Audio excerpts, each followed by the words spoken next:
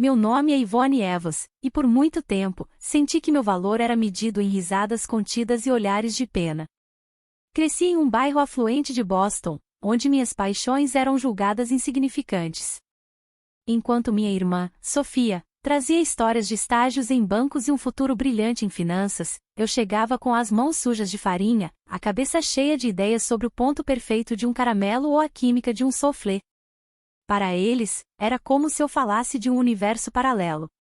Eu tinha 12 anos quando meu pai, um advogado respeitado e avesso a tudo que não fosse prestígio, me encontrou na cozinha. Ele riu, um som carregado de incompreensão. Ivone, por que você não vai ler um livro? Você vai acabar virando uma dessas, cozinheiras de beira de estrada. Eu sorri na hora, mas a frase me acompanhou.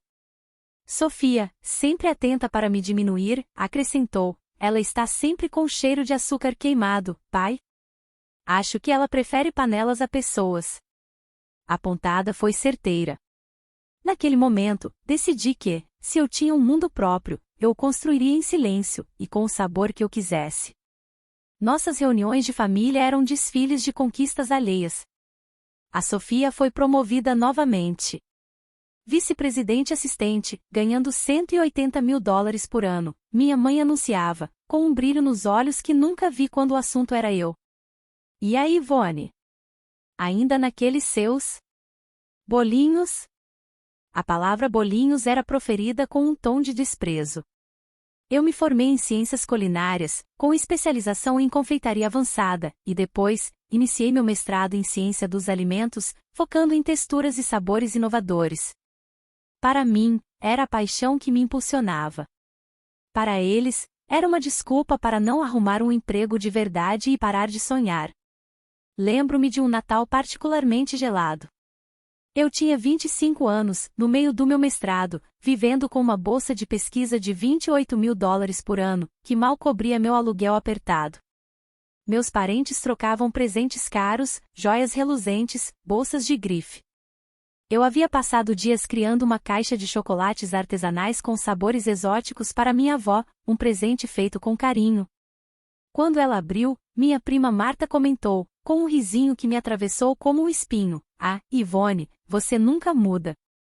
Sempre tão doce e caseira. Não acha que já está na hora de pensar em um bom emprego, ou talvez, um bom marido que possa te dar o que você merece? Doce era um eufemismo para ingênua e pobre, caseira para sem ambição. Meu rosto queimou, mas eu apenas sorri e disse, estou ocupada com a pesquisa. Sofia me puxou para o lado depois do jantar, a voz cheia de falsa preocupação. Ela estava radiante, exibindo um anel de noivado que devia valer uma fortuna, talvez uns $70 mil.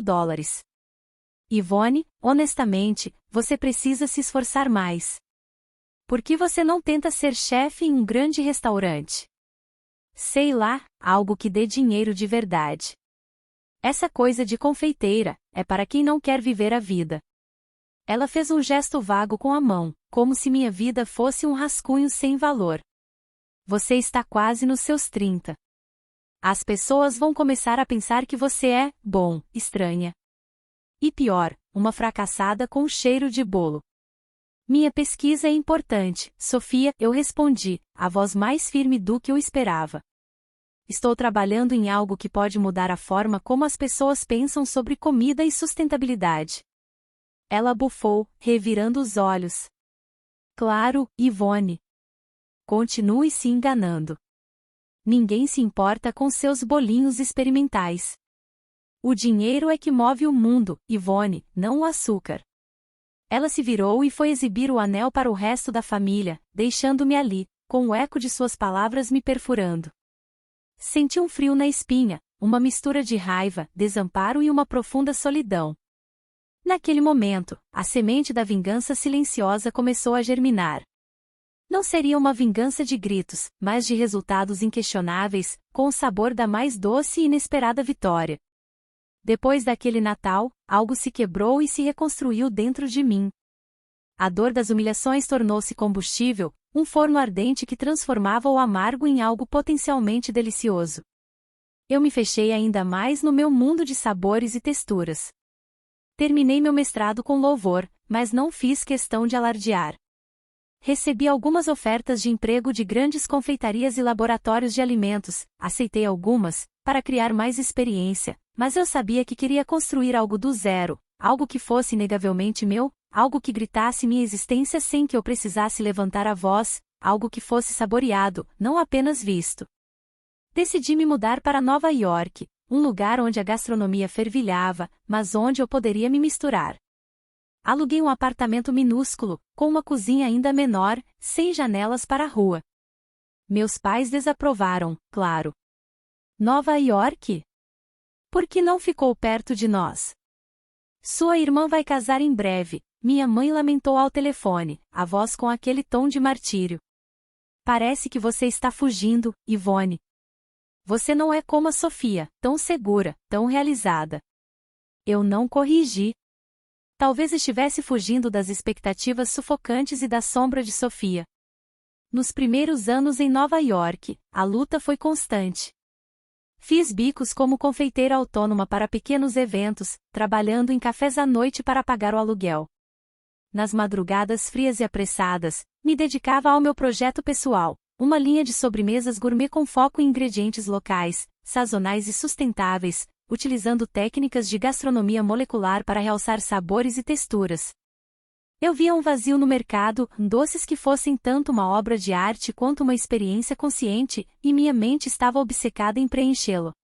Dormia pouquíssimo, minha dieta à base de café forte e o que restava dos meus experimentos. Havia momentos em que o desespero batia forte, mas a lembrança dos olhares condescendentes, das palavras criativa e fracassada, e das piadas sobre meu forno elétrico de segunda mão, me dava forças para continuar. Elas eram o fermento do meu motor. Eu não procurava investidores nem apresentava minha ideia em eventos. Queria provar para mim mesma que era capaz, sem validação externa. Minha única parceira era minha minúscula cozinha. As receitas eram meu diário, meus pensamentos mais profundos, minhas esperanças mais secretas. Eu dava pequenos passos, um sabor por vez, testando, ajustando.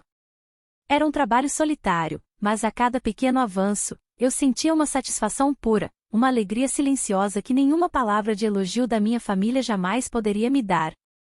Aos 28 anos, meu primeiro produto estava pronto. Era uma linha de macarons com sabores inusitados, lavanda e mel de laranjeira, pimenta rosa e chocolate amargo, manjericão e limão siciliano, e uma textura que derretia na boca. Eram feitos com ingredientes orgânicos e com uma técnica que me permitia produzi-los em pequena escala, mantendo a qualidade. Eu os lancei discretamente, por meio de boca a boca em pequenos mercados de produtores locais e em uma loja online anônima. O nome que escolhi para meu empreendimento era Éclat, brilho ou esplendor em francês. Simples, elegante, e sem qualquer conexão com meu nome real. A ideia era que ele se espalhasse por mérito próprio, se é que se espalharia. Eu não tinha grandes expectativas, apenas a esperança de que talvez alguns poucos amantes da alta confeitaria o achassem útil. Para minha surpresa, a resposta foi imediata e avassaladora. Pequenas cafeterias gourmet, lojas de chá exclusivas e até mesmo alguns chefes famosos começaram a procurar os macarons Éclat. Recebi e-mails de feedback elogiando a originalidade dos sabores, a perfeição das texturas e a embalagem elegante. A demanda cresceu exponencialmente.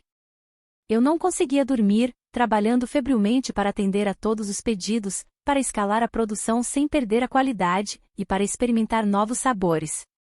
Meu apartamento minúsculo se transformou em meu quartel-general. 6 meses depois do lançamento, uma das maiores redes de hotéis de luxo do mundo, a Grandeur Hospitality Group, entrou em contato. Eles queriam uma demonstração e, depois, uma reunião. Fui de metrô para a sede deles em Manhattan. Lembro-me de estar sentada na sala de reuniões do Grandeur, sentindo o carpete espesso sob meus sapatos desgastados, enquanto executivos de terno impecável me olhavam com uma mistura de curiosidade e admiração.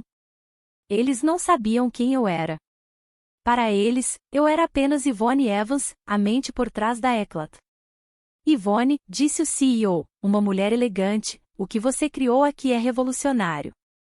É uma linha de confeitaria que pode mudar a experiência gastronômica dos nossos hóspedes globalmente. estamos dispostos a investir pesado. Queremos que a Eclat seja nossa fornecedora exclusiva para todos os nossos hotéis e resorts. Estamos falando de uma rodada inicial de investimento de 10 milhões de dólares. Meus olhos se arregalaram. Era mais dinheiro do que eu jamais sonhei ver em toda a minha vida. Mantive a compostura, um sorriso sutil no rosto, e disse: agradeço a proposta, fico feliz em colaborar. O investimento do Grandeur Hospitality Group mudou tudo.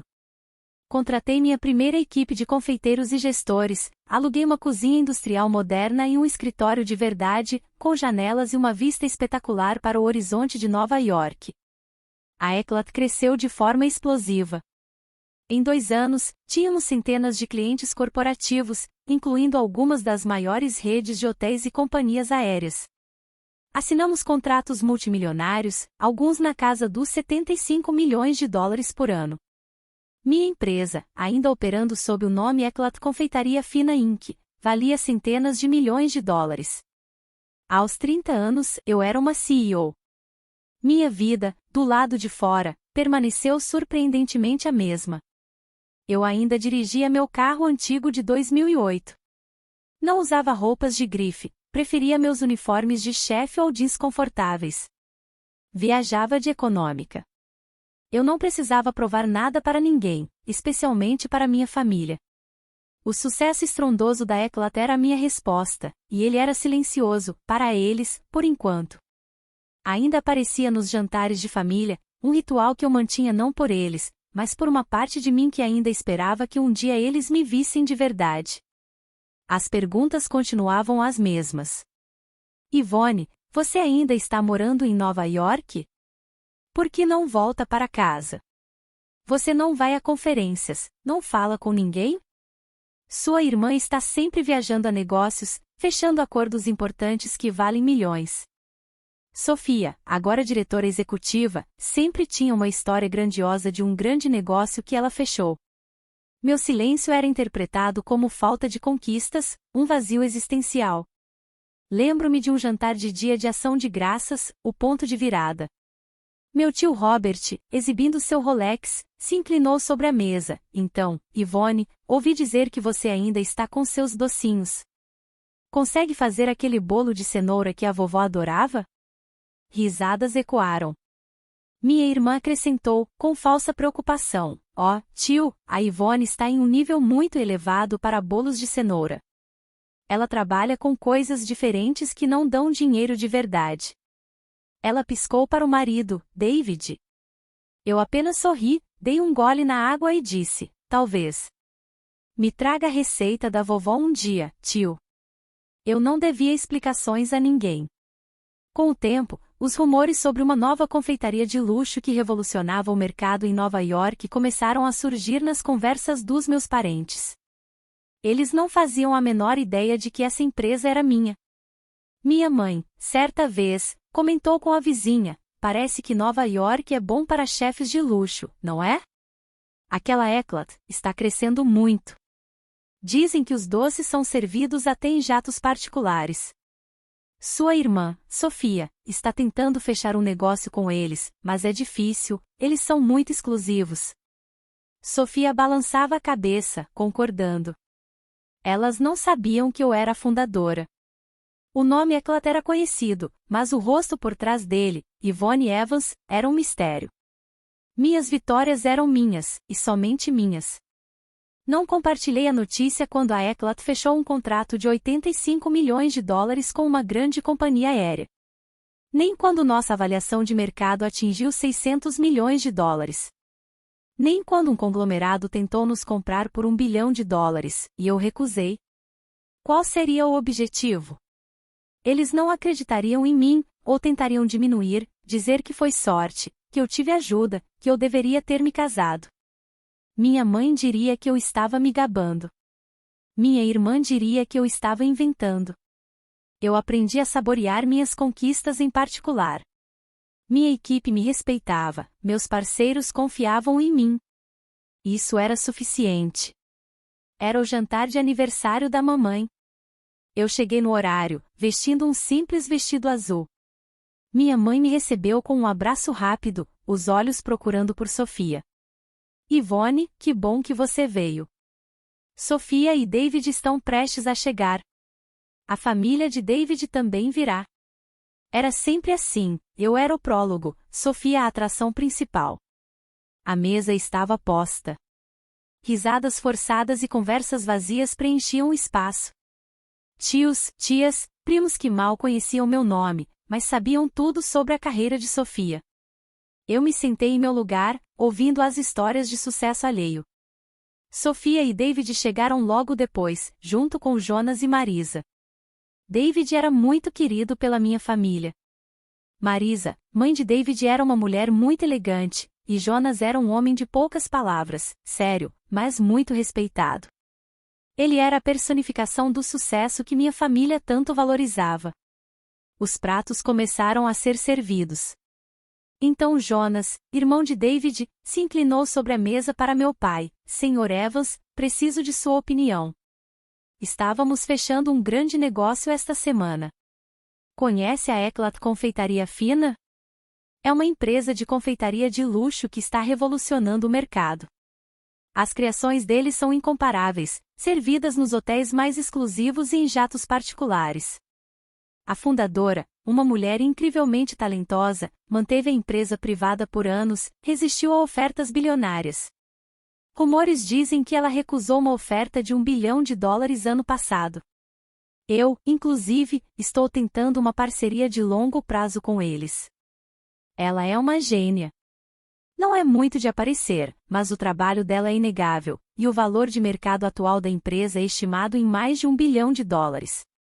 Ele olhou para mim. Ivone, você trabalha com doces, certo? Já ouviu falar neles? Senti todos os olhos se virarem para mim. Minha mãe me olhava como se estivesse decifrando um enigma. Finalmente a atenção estava comigo. Sofia, ao lado de David, ficou pálida. Olhei para Jonas, depois para Sofia, e finalmente para o meu pai. Com um sorriso calmo e sereno, disse, ouvi falar, sim. Na verdade, Jonas, sou a proprietária da Eclat. A sala mergulhou em um silêncio absoluto. Era um silêncio pesado, carregado de verdades não ditas, de anos de preconceito, de subestimação e de uma reviravolta que ninguém esperava. O rosto de Sofia estava branco como papel. Mamãe gaguejou. Ivone, você está brincando, certo? Levantei-me lentamente, o guardanapo dobrado e colocado cuidadosamente no prato. Não, mamãe. Preciso ir. Tenho uma reunião amanhã cedo. Caminhei em direção à porta, sentindo os olhos deles me acompanharem.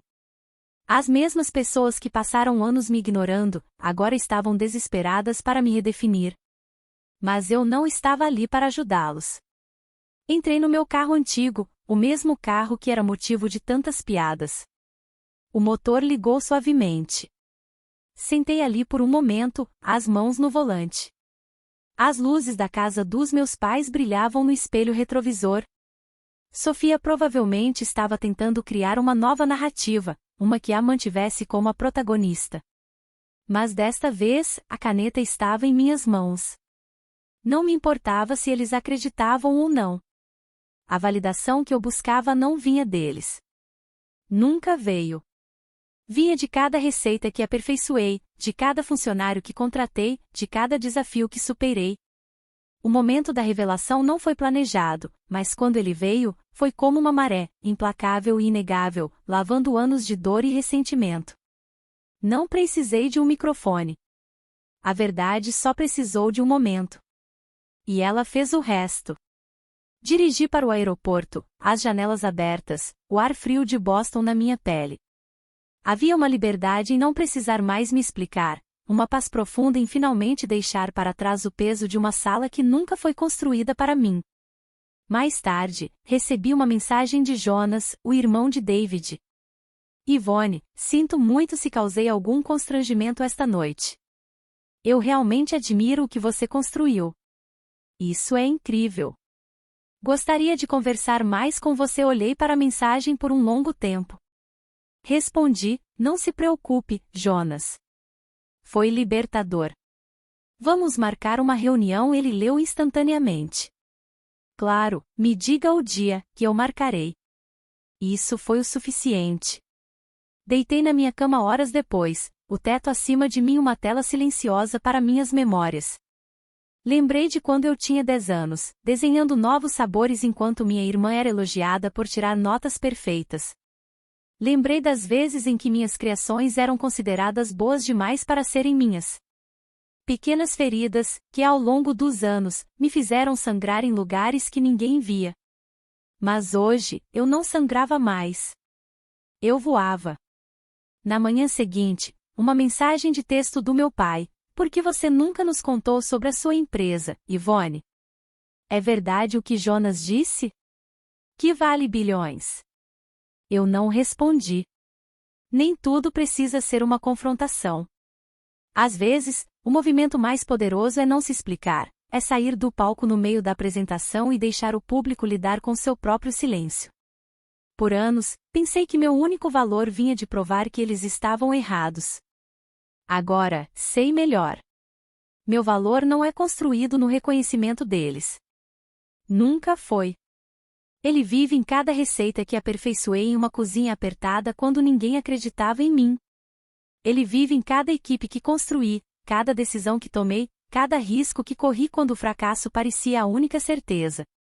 Ele vive em como escolhi não me tornar amarga, mesmo quando me deram todas as razões para ser. Ele vive no silêncio, na calma, na minha força interior, em mim. Obrigada por ouvir a história de Ivone. Se você gostou desse vídeo, por favor curta e compartilhe para nos apoiar a trazer mais histórias inspiradoras, e se inscreva no canal para não perder nenhum lançamento. Até o próximo vídeo.